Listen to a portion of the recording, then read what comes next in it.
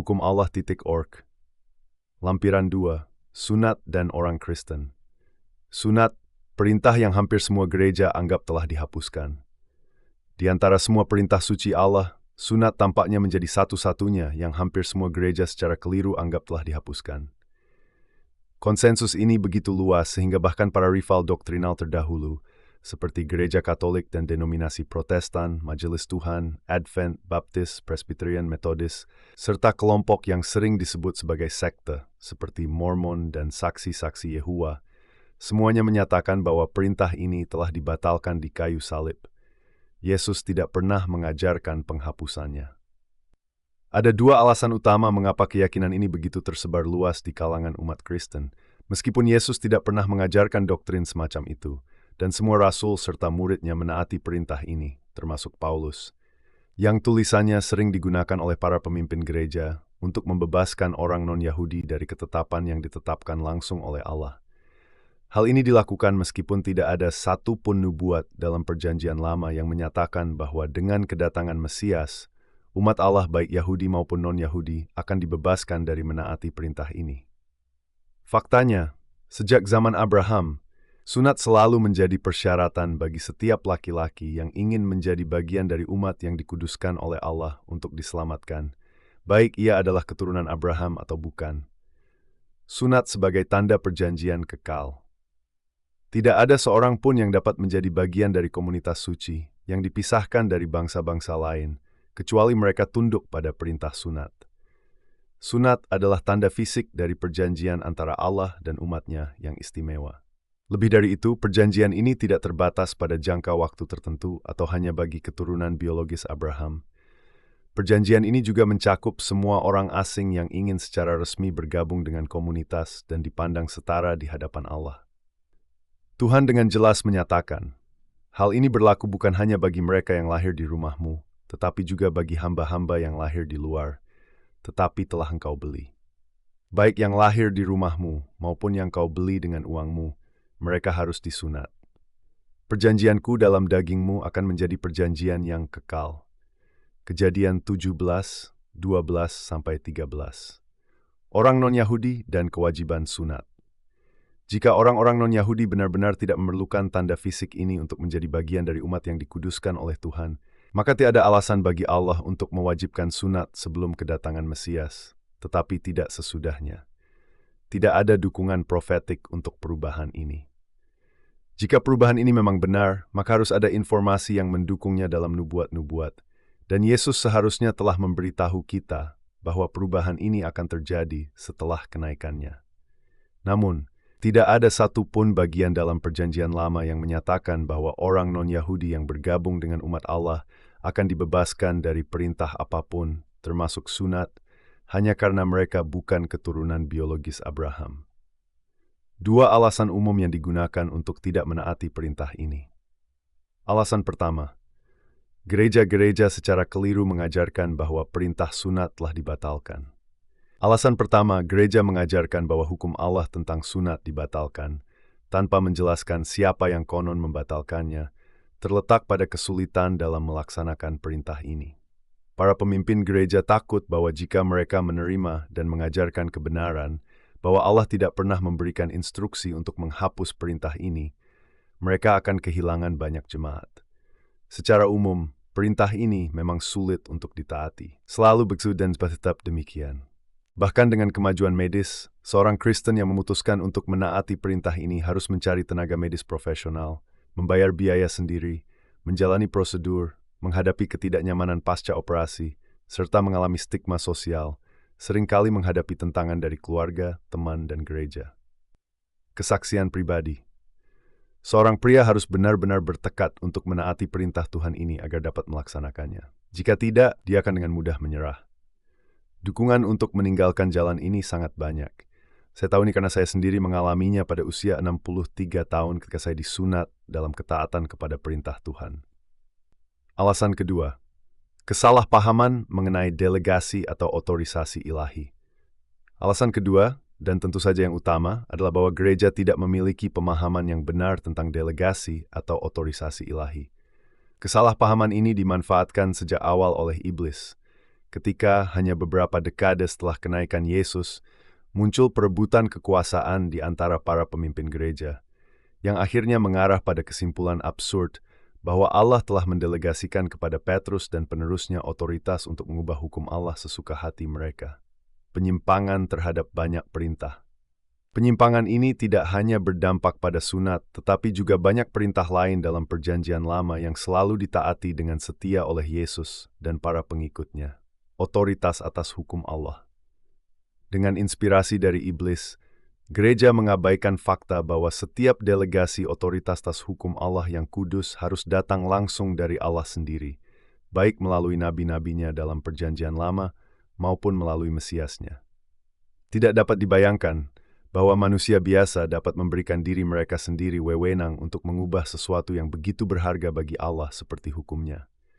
Tidak ada nabi Tuhan, dan tidak pula Yesus, yang pernah memperingatkan kita bahwa setelah Mesias, Bapa akan memberikan kepada kelompok atau individu manapun, baik di dalam maupun di luar Alkitab, kuasa atau inspirasi untuk meniadakan, membatalkan, mengubah, atau memperbarui bahkan satu perintahnya yang terkecil sekalipun. Sebaliknya, Tuhan secara eksplisit menyatakan bahwa ini adalah dosa besar. Janganlah kamu menambahi firman yang kuperintahkan kepadamu, dan janganlah kamu menguranginya, supaya kamu berpegang pada perintah-perintah Tuhan Allahmu yang kuperintahkan kepadamu. Ulangan 4:2. Hilangnya individualitas dalam hubungan dengan Allah. Masalah besar lainnya adalah hilangnya individualitas dalam hubungan antara makhluk dan penciptanya. Peran gereja seharusnya tidak pernah menjadi perantara antara Allah dan manusia. Namun sejak awal era Kristen, gereja mengambil alih peran ini. Alih-alih setiap orang percaya yang dipimpin oleh Roh Kudus berhubungan secara langsung dan pribadi dengan Bapa dan Anak, mereka menjadi sepenuhnya bergantung pada pemimpin mereka untuk menentukan apa yang diperbolehkan atau dilarang oleh Tuhan. Akses terbatas terhadap kitab suci. Masalah serius ini terjadi terutama karena hingga reformasi abad ke-16 setelah Kristus, akses ke kitab suci merupakan hak istimewa yang hanya dimiliki oleh kaum klerus. Orang biasa secara eksplisit dilarang membaca Alkitab sendiri dengan alasan bahwa mereka tidak mampu memahaminya tanpa interpretasi dari para pemuka agama. Pengaruh pemimpin terhadap umat. 5 abad telah berlalu, dan meskipun akses ke kitab suci kini tersedia secara luas, orang-orang masih sepenuhnya bergantung pada apa yang diajarkan oleh para pemimpin mereka, benar atau salah, dan tetap tidak mampu belajar serta bertindak secara mandiri dalam memenuhi apa yang Allah tuntut dari setiap individu. Ajaran-ajaran yang salah tentang perintah Allah yang kudus dan kekal, yang sudah ada sebelum reformasi, terus diwariskan melalui seminari dari setiap denominasi. Ajaran Yesus tentang hukum. Sejauh yang saya ketahui, tidak ada satupun institusi Kristen yang mengajarkan kepada calon pemimpin apa yang Yesus ajarkan dengan jelas, bahwa tidak ada satupun perintah Allah yang kehilangan keabsahannya setelah kedatangan Mesias. Karena aku berkata kepadamu, sesungguhnya selama langit dan bumi belum berlalu, satu huruf kecil atau satu titik pun tidak akan ditiadakan dari hukum Taurat sebelum semuanya terjadi. Sebab itu, siapa yang meniadakan salah satu perintah yang terkecil sekalipun dan mengajarkannya kepada orang lain, ia akan disebut yang terkecil dalam kerajaan surga. Tetapi siapa yang melakukan dan mengajarkannya, ia akan disebut besar dalam kerajaan surga. Matius 5:18-19. Ketaatan sebagian dalam beberapa denominasi. Beberapa denominasi berusaha mengajarkan bahwa perintah-perintah Tuhan berlaku selamanya, dan bahwa tidak ada penulis kitab suci setelah Mesias yang pernah menulis sesuatu yang bertentangan dengan pemahaman ini. Namun, dengan alasan yang tidak jelas, mereka membatasi daftar perintah yang dianggap berlaku hanya pada beberapa yang tidak dihapuskan oleh gereja-gereja lain. Denominasi ini menekankan 10 perintah Allah, termasuk Sabat, yaitu hari ke-7 dalam perintah ke-4, dan hukum makanan dari Imamat 11, tetapi tidak melangkah lebih jauh.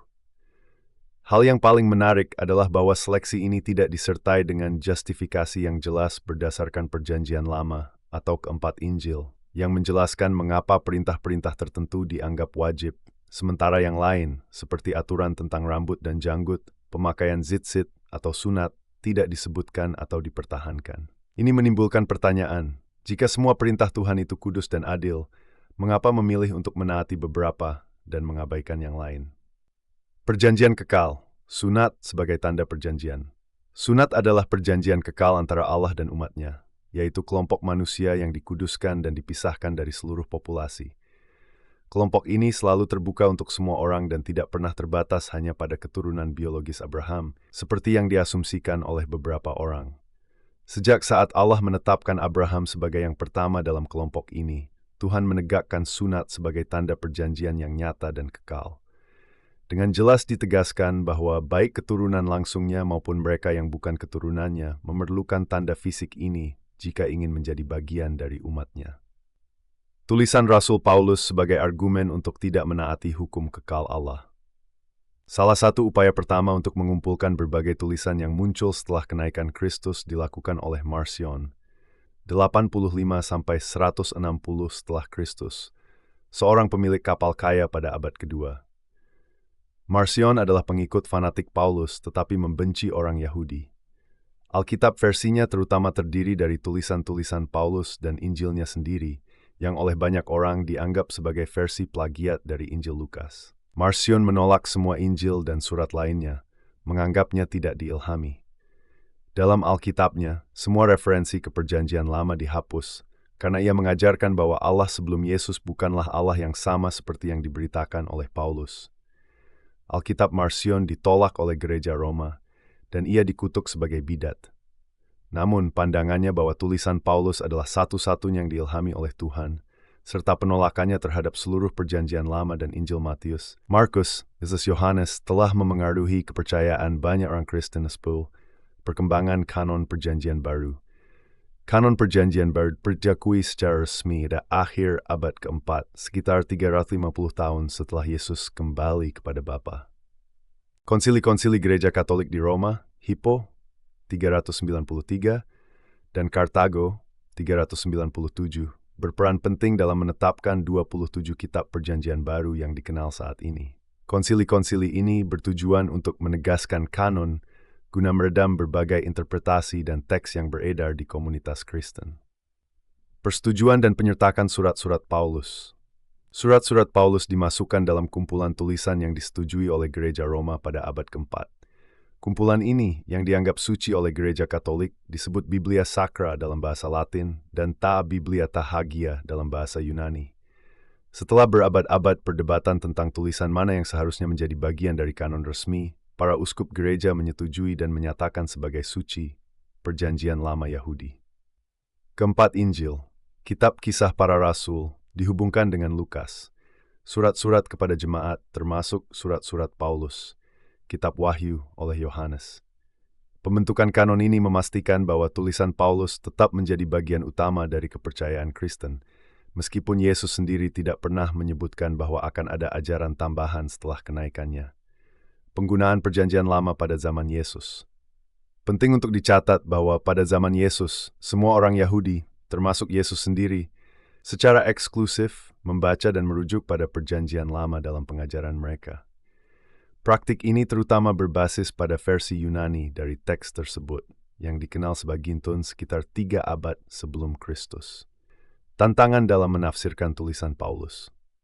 Tulisan Paulus, seperti tulisan penulis lainnya setelah Yesus, dimasukkan ke dalam Alkitab resmi yang disetujui oleh gereja berabad-abad yang lalu, dan oleh karena itu dianggap sebagai bagian mendasar dari iman Kristen. Namun, masalahnya bukan pada Paulus, tetapi pada penafsiran terhadap tulisannya. Surat-suratnya ditulis dengan gaya yang kompleks dan sulit dipahami, suatu tantangan yang sudah diakui sejak zamannya, sebagaimana dicatat dalam 2 Petrus 3:16. Ketika konteks budaya dan sejarahnya masih akrab bagi para pembaca. Menafsirkan teks-teks ini berabad-abad kemudian, dalam konteks yang sepenuhnya berbeda, menambah tingkat kesulitan. Pertanyaan tentang otoritas dan penafsiran. Masalah utama bukanlah apakah tulisan Paulus relevan, tetapi prinsip dasar tentang otoritas dan bagaimana otoritas itu dialihkan. Seperti yang telah dijelaskan sebelumnya, otoritas yang diberikan gereja kepada Paulus untuk membatalkan, menghapus, mengoreksi, atau memperbarui perintah-perintah Allah yang kudus dan kekal tidak didukung oleh kitab suci yang mendahuluinya. Oleh karena itu, otoritas ini tidak berasal dari Tuhan.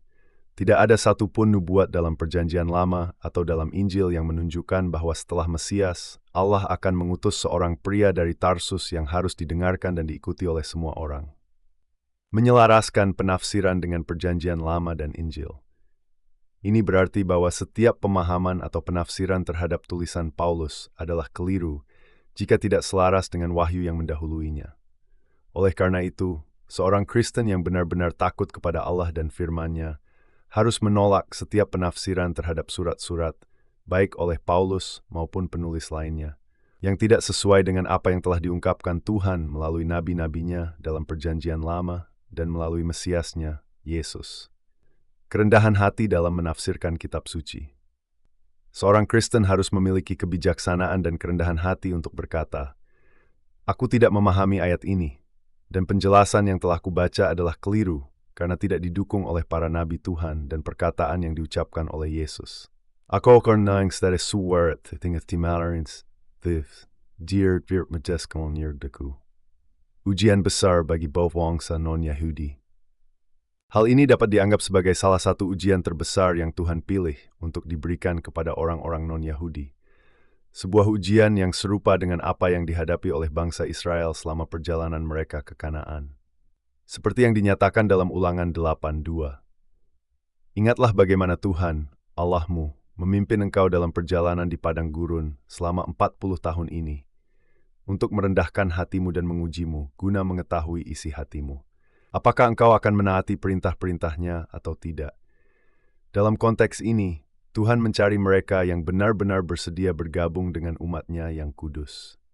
Mereka adalah orang-orang yang memilih untuk menaati semua perintah, termasuk sunat, meskipun menghadapi tekanan besar dari gereja dan banyaknya ayat dalam surat-surat kepada jemaat yang tampaknya menyiratkan bahwa beberapa perintah yang dalam kitab para nabi dan Injil disebut kekal, telah dibatalkan bagi bangsa-bangsa lain. Sunat fisik dan sunat hati. Satu, sunat dan spiritual. Penting untuk diperjelas bahwa tidak ada dua jenis sunat, tetapi hanya satu, sunat fisik. Seharusnya jelas bagi semua orang bahwa frasa sunat hati yang digunakan di seluruh Alkitab bersifat kiasan, sama seperti istilah hati yang hancur atau hati yang bersukacita. Ketika Alkitab menyatakan orang bersunat hati, itu berarti bahwa orang tersebut benar-benar mengasihi Tuhan dan bersedia menaatinya.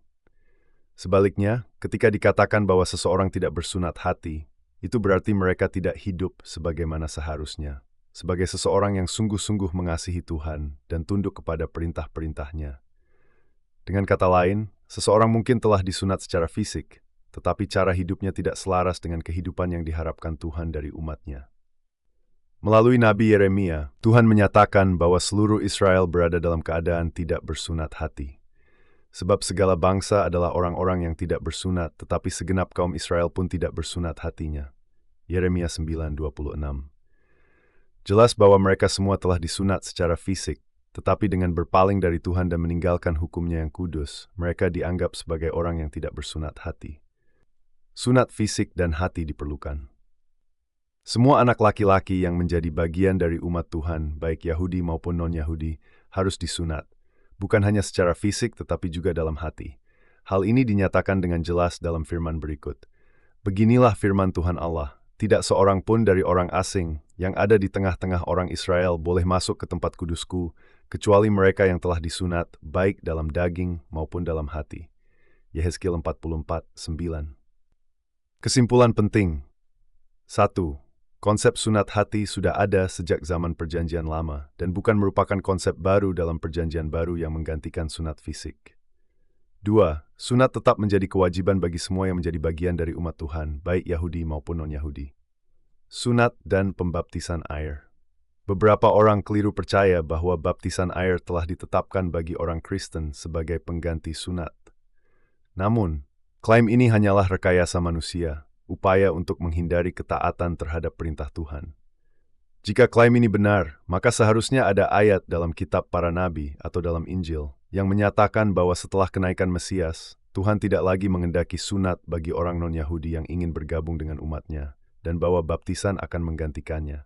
Namun, tidak ada ayat yang mendukung gagasan ini. Asal-usul Yahudi dari pembaptisan, mikveh. Selain itu, penting untuk dicatat bahwa baptisan air sudah ada sebelum kekristenan. Yohanes Pembaptis bukanlah penemu atau pelopor baptisan, Pembaptisan atau mikveh sudah merupakan ritual perendaman yang mapan di kalangan orang Yahudi jauh sebelum zaman Yohanes Pembaptis. Mikveh melambangkan penyucian dari dosa dan kenajisan ritual. Ketika seorang non-Yahudi disunat, mereka juga menjalani mikveh. Tindakan ini bukan hanya sebagai penyucian ritual, tetapi juga melambangkan kematian, dikuburkan dalam air dari kehidupan lama mereka yang penuh penyembahan berhala. Muncul dari air yang mengingatkan pada cairan ketuban dalam rahim, melambangkan kelahiran kembali mereka ke dalam kehidupan baru sebagai orang Yahudi. Yohanes Pembaptis dan mikveh. Yohanes Pembaptis tidak menciptakan ritual baru, tetapi memberikan makna baru pada yang sudah ada. Alih-alih hanya orang non-Yahudi yang mati terhadap kehidupan lama mereka dan lahir kembali sebagai orang Yahudi, Yohanes menyerukan agar orang Yahudi yang hidup dalam dosa juga mati dan dilahirkan kembali sebagai tindakan pertobatan. Namun, perendaman ini bukanlah peristiwa satu kali. Orang Yahudi biasa merendam diri mereka dalam air kapanpun mereka menjadi najis secara ritual, misalnya sebelum memasuki bait suci. Mereka juga secara umum dan masih melakukannya hingga hari ini, mengalami perendaman pada Yom Kippur sebagai tindakan pertobatan. Membedakan pembaptisan dan sunat. Gagasan bahwa baptisan menggantikan sunat tidak didukung oleh kitab suci maupun praktik Yahudi historis. Sementara baptisan, mikveh, adalah simbol pertobatan dan penyucian yang bermakna, ia tidak pernah dimaksudkan untuk menggantikan sunat yang merupakan tanda kekal dari perjanjian Tuhan. Kedua ritual ini memiliki tujuan dan makna masing-masing, dan tidak ada yang membatalkan yang lain. Seri ini dan banyak kajian lain tentang hukum Allah tersedia di situs hukumallah.org.